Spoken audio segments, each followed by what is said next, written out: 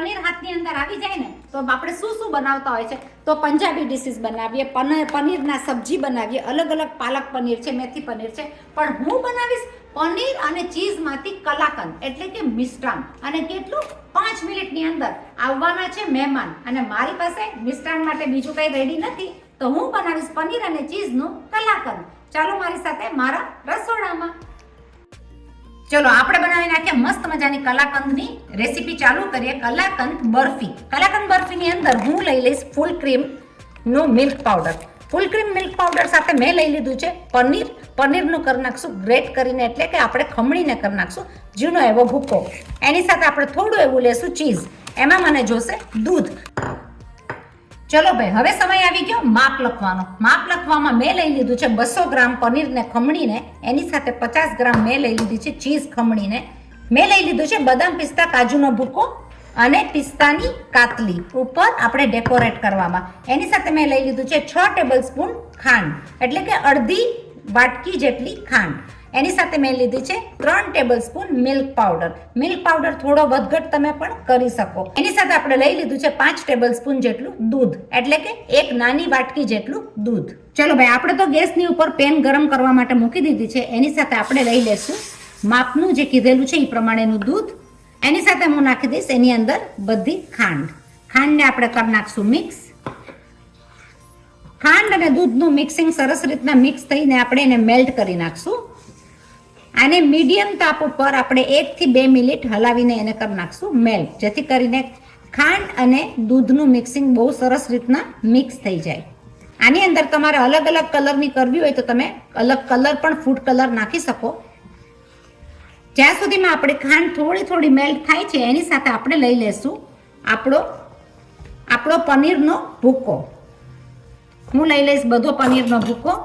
આ તરત જ થઈ જતી હોય છે. આ મીઠાઈ ખાવામાં બહુ જ સરસ લાગે. કોઈ પણ આવ્યું હોય તો કલાકંદ મીડિયમ તાપ ઉપર આપણે આને કરી નાખશું મિક્સ, કે કલાકંદ કરીને ખાધી હોય તો બહુ જ સરસ લાગે. આપણું પનીર મિક્સ થાય છે એની સાથે આપણે લઈ લેશું ચીઝ. ચીઝ અને પનીરના મિક્સિંગ સાથે હું લઈ લઈશ મિલ્ક પાવડર, જેથી કરીને એનું બાઇન્ડિંગ એકદમ જ સરસ આવશે. આ બધી વસ્તુને હું મિક્સ કરી નાખીશ અને એને પાકવા દઈશ ગેસની ઉપર મીડિયમ તાપ ઉપર. આની અંદર નથી કોઈ ખાંડની ચાસણીનું માપ, તમારે ઘી નથી નાખવાનું. અને ચીઝના મેલ્ટિંગમાં બહુ જ સરસ મજાની બરફી તૈયાર થશે. મિક્સ થતી બરફીના માપની અંદર થઈ ગયો છે માવો, એટલે એકદમ સરસ મજાનો માવો થઈ ગયો છે. દૂધ અને ખાંડની ચાસણીનું મિક્સિંગ એકદમ મિક્સ થઈ જાય એ પ્રમાણે આપણે એને પાકવા દેશું 2 થી 3 મિનિટ હજી. ચલો ભાઈ, એ તો પાકવાનું કામ કરતું હશે ત્યારે આપણે એની અંદર લઈ લેશું કાજુ બદામ પિસ્તાનો મસ્ત મજાનો ભૂકો. કાજુ બદામ પિસ્તાનો ભૂકો તમારે જોઈતા પ્રમાણમાં તમે લઈ શકો. એની સાથે હું લઈ લઈશ એલચી પાવડરનો ભૂકો. આ બરફી મને જ્યારે પણ મન થાય ત્યારે ઊભા કોઈ પણ આવ્યું હોય મહેમાન, તો આ સરસ મજાની બરફી બની જતી હોય છે.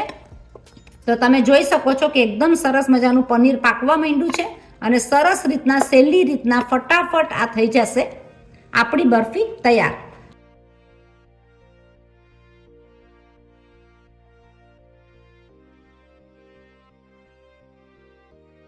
તમે જોઈ શકો કે આપણે દૂધ ફાડીને કરતા હોઈએ તો એને બહુ જ સમય લાગે. આ તરત જ ઊભા આ મીઠાઈ બની જતી હોય છે. અને કલાકંદ બરફી તો કોઈને ન ભાવે એવું તો બને જ નહીં.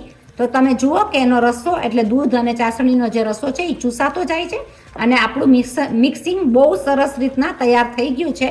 એની સાથે આપણે એને 2 મિનિટ હજી પાકવા દેશું અને થવા દેશું. કલાકંદ બરફીનો કલર એકદમ જ સરસ મજાનો આવ્યો છે અને આપણું પૂરણ એકદમ સરસ તૈયાર થઈ ગયું છે.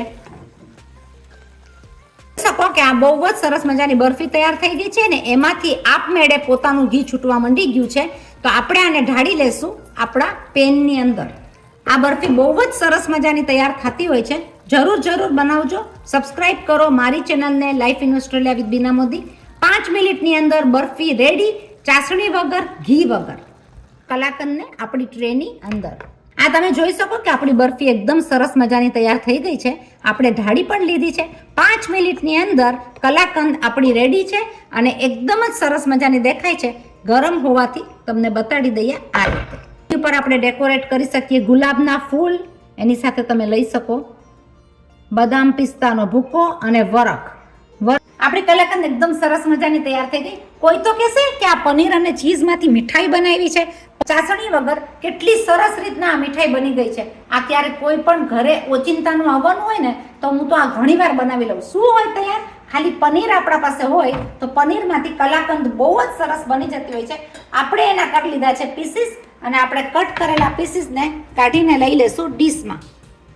તમે જોઈ શકો આપણી એક એક મીઠાઈ એકદમ સરસ રીતના નીકળશે.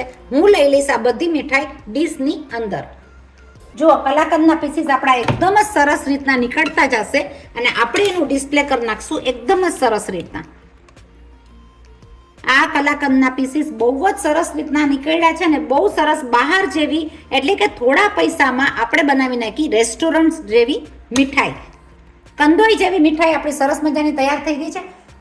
મળ્યા પાછા બીજી નવી રેસીપી સાથે. ત્યાં સુધી તમે ફોરવર્ડ કરો, શેર કરો, સબસ્ક્રાઇબ કરો, લાઈક કરો અને બનાવો કલાકંદ ઘરની અંદર 5 મિનિટમાં.